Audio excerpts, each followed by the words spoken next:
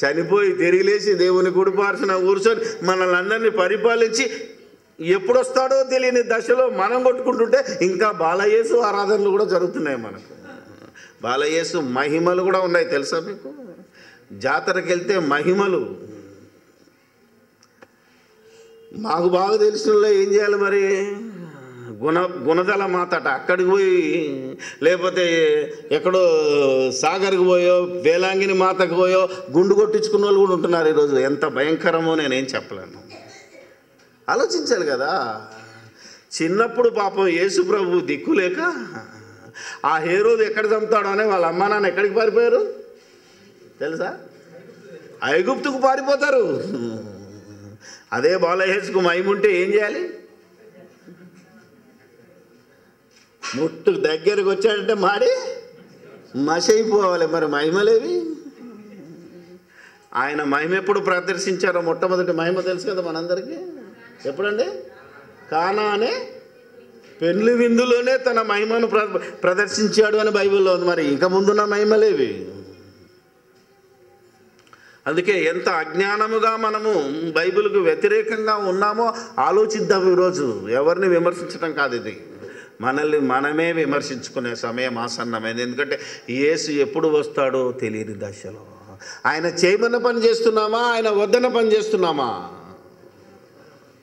ఆలోచించాలి మనం. అందుకనే ఇంత క్షుణ్ణంగా మీకు ఎందుకు చెప్తున్నాను, మళ్ళీ మళ్ళీ ఎందుకు చెప్తున్నా అంటే, ఎంత చెప్పినా మరలా చెప్పుదును అని ఒకసారి పౌలే ఎందుకు అన్నాడు అంటే ఆలోచించాను. అందుకే మళ్ళీ మళ్ళీ నేను ఎందుకు చెప్తున్నాను ఆలోచించండి.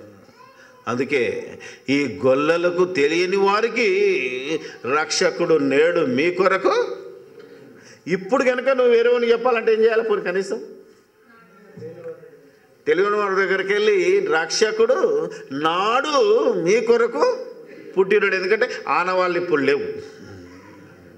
ఇప్పుడున్నాయా? తొట్టి లేదు, అసలు ఆ సత్రమే లేదు. కొలుగొట్టి ఎప్పుడో గుడి కట్టేశారు వాళ్ళు బెత్లెహేములో. చేంజ్ చేసి చెప్పు. ఒకప్పుడు పుట్టాడు యేసుప్రభు అని చెప్పినా బాగుండేది. ఇప్పటికీ నేడే పుట్టాడంటే ఎలా? ఇక లాభం లేదు. నాకు పండగ కావాలి, ఏం చేస్తావు చేయి అన్నాడు ఒకడు. మరి ఏం చేద్దాం? అవునా కదా? నాకు పండగ కావాలి, జన్మదినం చేయాలి, నేను నువ్వేం చేస్తావో చెయ్యి, మాత్రం నాకు మాత్రం డేట్ చెప్పన్నాడు ఒకడు. ఎందుకంటే అలాంటి వాళ్ళు లేరా? ఉన్నారా లేరా? మీరే ఆలోచించండి. చాలామందిని చూశాను నేను. కొన్ని చర్చిలో చెప్పినప్పుడు కూడా నువ్వెంతన్నా చెప్పు, మేము చేసేది చేసుకుంటాం అంటోళ్ళని కూడా చూశాను. నాన్న మనం ఏం చేస్తాం? ఇంకా సత్యం తెలియనంత వరకు చేసిదివా క్షమించబడతావు, తెలిసిన తర్వాత చేసిదివా అది దేవునికే తెలియదు. ఎందుకంటే ఆయనే మనకు దిక్కు. కాబట్టి యేసయ్యా నువ్వెప్పుడు పుట్టావు? ఇప్పుడు యేసుప్రభుని అడుగుదామా, యేసుప్రభు తండ్రిని అడుగుదామా? ముందెవరిని అడుగుదామా? కన్నుని అడుగుదామా, పుట్టినని అడుగుదామా? అర్థమైందా లేదా? ఎందుకంటే మనకు ముందు దొరికింది యేసే, తండ్రి దొరకడు మనకు. ఎందుకంటే యెహోవా దొరుకు కాలమందు మీరు ఆయనను వెతకండి ఇశ్రాయేలుతో చెప్పేశాడు. వాళ్ళు వదిలేశారు కనుక ఇప్పుడు వాళ్ళకు దొరకడు, మనకు దొరకడు. మనకు దొరికేది ఎవరు? యేసుక్రీస్తే. ఆయన దొరుకుతున్నాడు కాబట్టి మనం బతికి బయటపడుతున్నాం. యేసు ప్రభు మధ్యలో లేకుంటే ఎలాంటి దేవుడు? ఏమండి అయ్యగారు వాడతాడు, భీకరుండవు మా యెహోవా.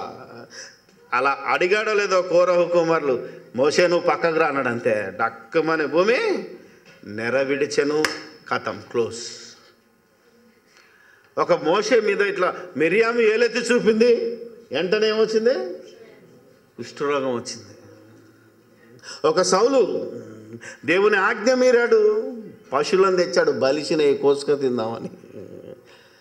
మొత్తానికి రాజుగా తృణీకరింపబడ్డాడు. అందుకే దేవుడు దొరుకు కాలం అయిపోయి దేవుడు తన కుమారుని ద్వారా మాట్లాడిన కాలం ఇది కనుక ముందు కుమారునితో మాట్లాడదాం. యేసయ్యా నువ్వెప్పుడు పుట్టావయ్యా అని అడిగాను. అప్పుడు యోహాను సువార్త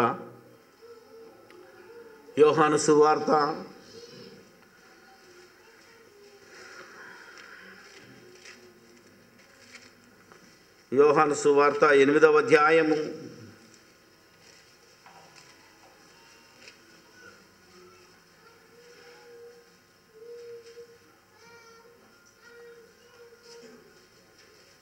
58వ వచనం. యేసు అబ్రహాము పుట్టక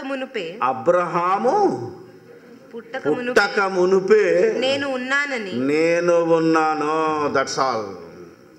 వాళ్ళు అడుగుతున్నారు, మీ తండ్రి అయిన అబ్రహాము నా దినము చూస్తున్నని మిగులు ఆనందించను, అది చూసి మరి ఆనందించను అంటే దాన్ని ఏమనుకున్నారు పాపం చాలామంది మహాజ్ఞానులు.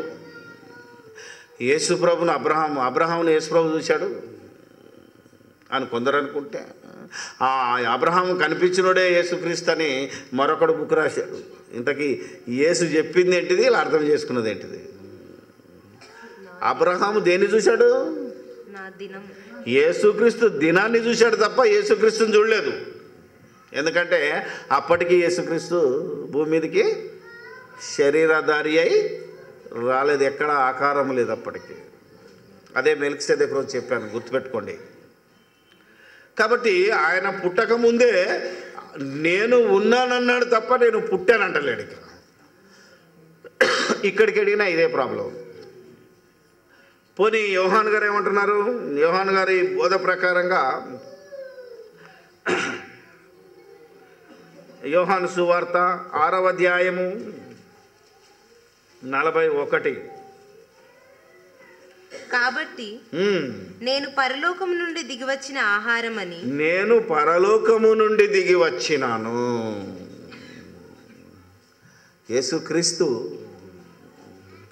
పరలోకము నుండి భూలోకానికి దిగి వచ్చానంటున్నాడే తప్ప నేను భూమి మీద పుట్టానంటలేడు. మనమేమో పుట్టుక కావాలని మనం అడుగుతుంటే ఆయనేమో దిగి వచ్చానంటున్నాడు. ముందు యోహాను సువార్తలో మీకు ఆల్రెడీ చదివి చెప్పాను, ఆయన తన స్వకీయుల యొద్దకు వచ్చెను అనే ఉంది తప్ప స్వకీయుల మధ్య పుట్టెను అని లేదు. ఆలోచించాలి మనం. కానీ మీరు ద్వితీయోపదేశ కాండంలోకి వెళ్తే మాత్రము మోషే చెప్తాడేమని అంటే, నా వంటి ఒక సహోదరుణ్ణి, మీ సహోదరుల నుండి నా వంటి ఒక ప్రవక్తను దేవుడు మీ కొరకు పుట్టించును అని మాత్రం అక్కడ ఉంది. వాళ్ళకి ఎందుకు చెప్పాడు అలాగా? గొల్లలకు మాత్రమే పుట్టించును అని ఎందుకు చెప్పాడు? కానీ యేసుక్రీస్తు యోహానేమో వచ్చానంటున్నాడు, యేసుక్రీస్తు నేను వచ్చానంటున్నాడు. పోనీ అపోస్తుల దగ్గరికి వెళ్తే, సిలువ వేయబడిన క్రీస్తు బోధలోనికి వెళ్తే ఆయన ఏమంటాడు? పౌలు గారు తిమోతి పత్రికలోకి వెళ్తే, పాపులను రక్షించుటకు క్రీస్తు యేసు లోకములో పుట్టెనను వాక్యము నమ్మదగినదియు పూర్ణాంగీకారమునకు ఉందా? 1:15 ఉంటుంది. ఏంటంటే వచ్చాను అని ఉంటుంది. అంటే యేసుక్రీస్తు వచ్చానన్నాడు, అపోస్తులైన పౌలు వచ్చాడంటున్నాడు. కానీ దేవదూతలేమో పుట్టాడన్నాయి గొల్లలతో మాత్రం, మోషేనేమో పుట్టించును అన్నాడు. కన్యక గర్భవతి అయి కుమారుని కనును అని యెషయా చెప్పాడు. ఆలోచించాలి, ఇంతకీ కనేదెవరు, ఎక్కడ కన్నారు, ఎక్కడ పుట్టారు, ఏంటి కథ, ఇన్నిటిని గురించి మన బుర్ర పాడైపోతుంది. ఇశ్రాయేలులకు ప్రారంభంలో దేవుడు చెప్తున్నాడు, వారు తప్పులు చేస్తున్న రోజున ద్వితీయోపదేశ కాండంలో మీ కొరకు నా వంటి ఒక ప్రవక్తను మీ సహోదరుల నుంచి దేవుడు పుట్టిస్తాడు అని అన్నాడు. అంటే పుట్టుక అనేది ఎలా ఉంటుందో వాళ్లకు అప్పటికే తెలుసు కనుక వాళ్ళ భాషలో పుడతాడు అని చెప్పాడే తప్ప, పరిపూర్ణులైన వారి మధ్య జ్ఞానము బోధించిన పౌలేమో వచ్చాడని చెప్తున్నాడు. పరిపూర్ణత లేని ఇశ్రాయేలులకేమో పుట్టించును అని చెప్పాడు. ద్వితీయోపదేశకాండంలో పుట్టించును అని ఉంటే ఆలోచిద్దాం. ద్వితీయోపదేశకాండంలో ఏమన్నాడు? పుట్టించును అన్నాడు. మరి మలాకి గ్రంథం దగ్గరికో లేకపోతే మీకా గ్రంథం దగ్గరికి వెళ్తే ఏమంటాడో తెలుసా మీకు?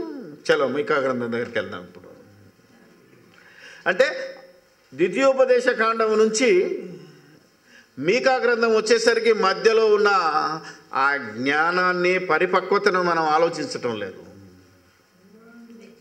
ఎఫ్రాతా, ఇదే కదా మనం వాడుకునే వాక్యం. ఏమండి మనం వాడుకునే మెయిన్ రెఫరెన్స్ క్రిస్మస్కి ఇదే కదా, అవునా? ఎందుకంటే మత్తయి సువార్తలో సేమ్ రిపీట్ అవుతుంది. జ్ఞానులు వచ్చినప్పుడు వాళ్ళు అడుగుతారు కనుక వీళ్ళు ఎత్తుకుతారు. ఏమంటాడు? బెత్లెహేము ఎఫ్రాతా యూదా వారి కుటుంబములలో నీవు స్వల్ప గ్రామమైనను నా కొరకు ఇశ్రాయేలీయులను ఏలబోవువాడు నీలో నుండి వచ్చును. ఏమన్నాడండి? నీలో నుండి పుట్టును వచ్చును అని. పుట్టును అని పుట్టిస్తాడని అక్కడ చెప్పి వస్తాడని ఇక్కడ ఎందుకు చెప్పాడు? దీనికి ఎంత మధ్యలో కాలం వచ్చింది, ఎంత జ్ఞానం వచ్చింది వాళ్ళకు.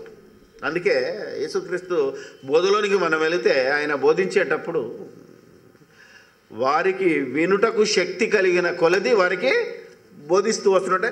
ఫస్ట్ స్టార్టింగ్ చెప్పేది వేరు, అంటే ఎల్కేజీలో ఉన్నవాడికి చెప్పే బోధ వేరు, 10th క్లాస్లో ఉన్నవాడికి చెప్పే బోధ వేరు, డిగ్రీలో ఉన్నవాడికి చెప్పే బోధ వేరు. అంటే నీ జ్ఞానము ఎదుగుతున్న కొద్దీ పుట్టుకకు వచ్చటానికి తేడాను గమనించమన్నాడు.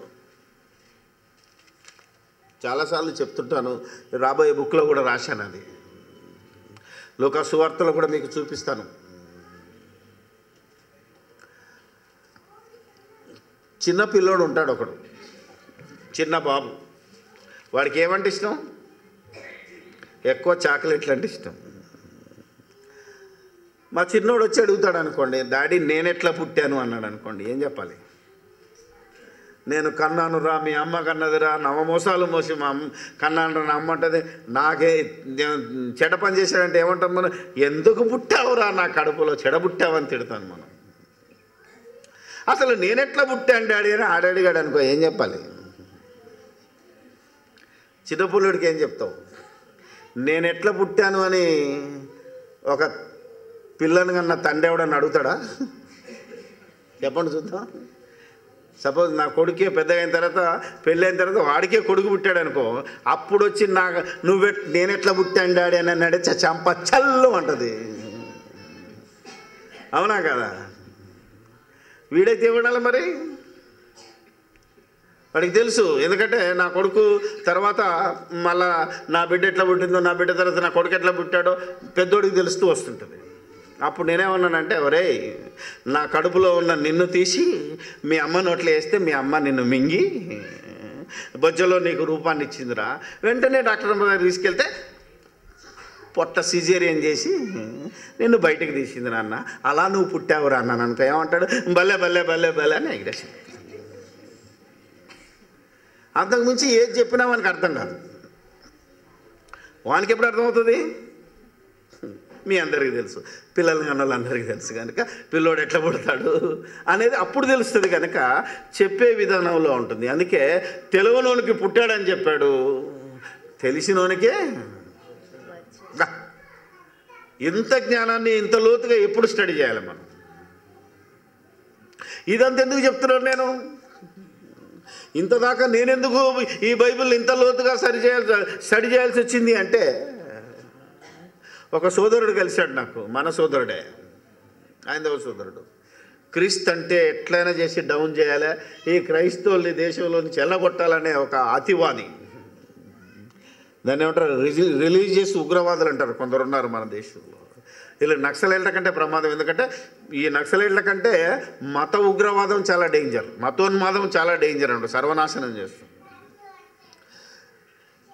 నువ్వు భారతదేశంలో పుట్టావు, అవునా కదా? మన దేశంలో చాలామంది దేవుళ్ళు ఉన్నారు, దేవతలు ఉన్నారు. వాళ్ళు లక్షల సంవత్సరాల వయసు కలిగిన వాళ్ళు, యుగ యుగాల చరిత్ర, అవునా కదా? మీ ఓడేందే మొన్న పుట్టాడు, 2000 సంవత్సరాల కింద పుట్టిన బచ్చాగాన్ని నువ్వెందుకు నమ్ముతున్నావు అన్నాడు. అప్పుడు నాలో రగిలింది, అసలు యేసు నిజంగా బచ్చగాడేనా? వీళ్ళందరి తర్వాత పుట్టినోడైతే అసలు ముందు పుట్టిన వాళ్ళనే కదా మనం పెద్దోళ్ళని మనం ఇవ్వాలి, కానీ ఈ చిన్నోని పట్టుకొని మనం ఎందుకు వెళ్ళాడాలా? అప్పుడు అన్నాను నేను, ఓకే మావని బచ్చగాడు అన్నావు కదా, మా వాడు ఎంత బడానో నేను చూపిస్తానన్నాను. ఆలోచించాలి మనం. అందుకే ఈరోజు మనం అందరం కూడా నాడు పుట్టెను అని 2000 సంవత్సరాల క్రితం పుట్టెను అని చెప్తున్నాడు. కాబట్టి వాడు మొన్న పుట్టినాడు కదా అని వాడు అంటున్నాడు, తప్పేం లేదు. మరి ఇంతకీ ఈయన ఎప్పుడు పుట్టినాడో నీకు తెలిస్తే ఆ నోరు మూసుకుంటాడు. అవునా కదా? అందుకని ఆయన పుట్టుకెప్పుడు, ఆయన జన్మ దినం ఎప్పుడు. అందుకే జన్మదిన రహస్యం బుక్లో రాశాను. మానవ మేధస్సు కందని క్రీస్తు జన్మదిన ఆరాధన ఈరోజు ప్రపంచం అంతా జరుగుతుంది. మట్టి బుర్రకు అందని ఆరాధనలు చేసుకుంటున్నారే తప్ప మహాజ్ఞానాన్ని కనుక తీసుకుంటే యేసు ఎంతటి మహోన్నతుడో, ఆయనకున్న శక్తి ఏంటో, ఆయనకున్న బలం ఏంటో, ఆయనకెందుకు అందరికీ ప్రభువుగా దేవుడు ఆయననే ఎందుకు నియమించాడు ఈ లోకంలో. నా ద్వారా తప్ప ఎవడునూ పరలోకానికి రాడని అంత ఛాలెంజ్ చేసి యేసుక్రీస్తు ఎందుకు చెప్పాడు? ఆయనకున్న ఆధిక్యత ఏంటి, ఆయనకున్న గొప్పతనం ఏంటి, ఆయనకున్న విలువేంటి అని ప్రతి క్రైస్తవుడు ఈరోజు అడిగితే ఆ విలువను కనుక మనం ప్రకటించగలిగితే అది క్రిస్మస్ రోజున ప్రారంభమవుతుంది. కనుక ఏ క్రిస్మస్ జరిపినా నువ్వు టౌన్ క్రిస్మసా, బిరి క్రిస్మసా, స్త్రీల క్రిస్మసా ఎన్నైనా జరుపుకో, నేను వద్దంటలేను, నాకేం అగనిస్ట్ కాదు. ఆ జరుపుతున్న సమయంలో యేసెప్పుడు పుట్టాడో ఈ లోకానికి చెప్పు, కరెక్ట్గా చెప్పు, నీకున్న లేఖన ఆధారంతో చెప్పు. ప్రతివాడు నోరు మూసుకుంటాడు. అది నా బాధ. ఇలా చెబుదామని ఊరంతా తిరుగుతున్నాను. 2-3 ఊర్లు తిరగానే బంద్. ఇలా చెప్తే మా చర్చికి ఎవరు రాడు, పిలవడం మానేసుకో.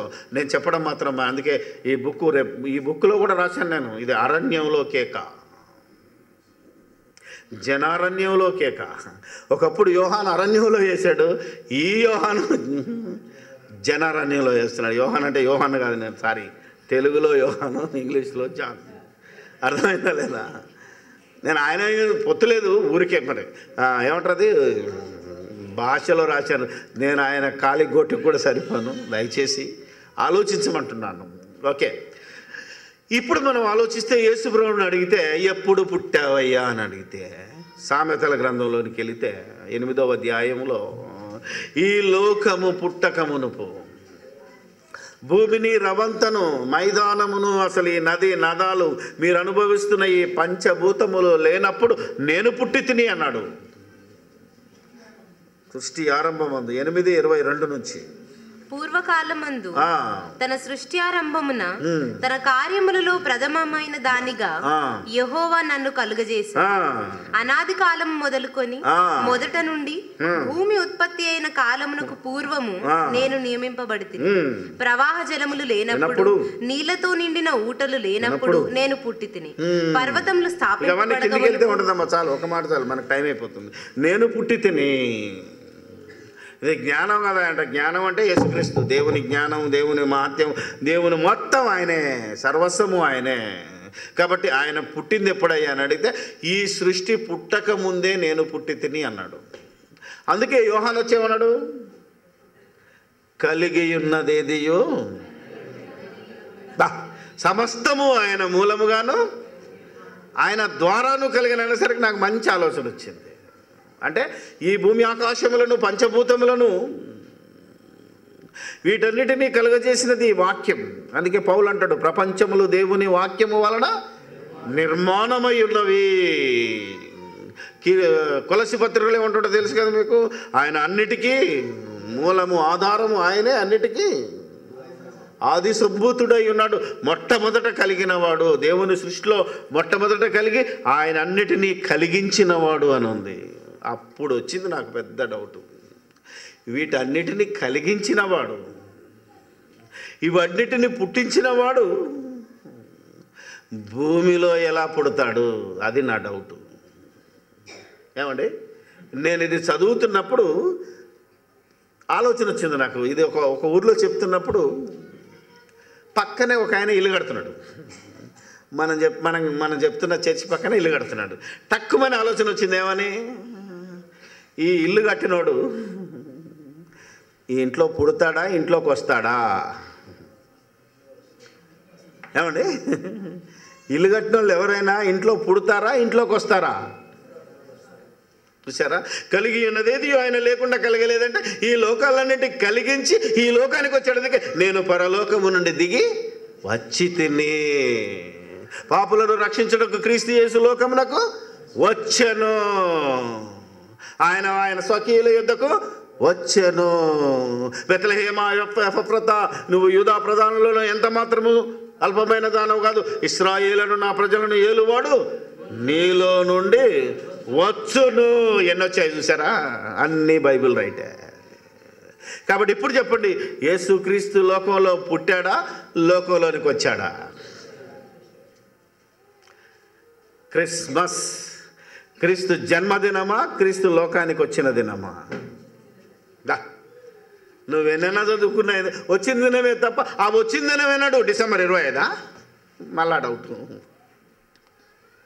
కాదు. ఎందుకంటే చరిత్రలో నిర్ణయించుకునే దినంగా ఎప్పుడు వచ్చిన దినమో దట్ ఈజ్ ఆల్సో సీక్రెట్. అది కూడా బైబిల్లో రాయించలేదు. ఎందుకు తెలుసా మీకు?